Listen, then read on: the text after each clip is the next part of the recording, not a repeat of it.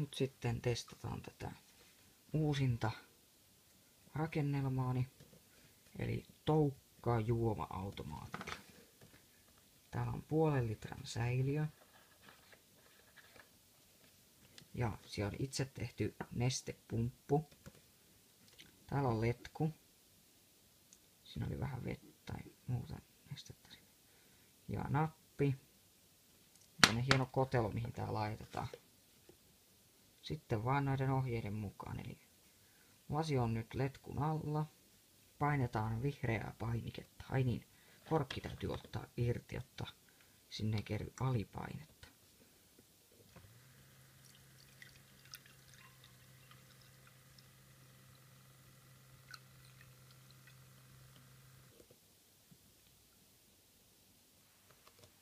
Noin. Eli siinä on nyt sitten juomaa. Pistetäänpäs korkki takaisin. Noin. Elikkä tämmönen. Tosta tulee vaan letku tosta.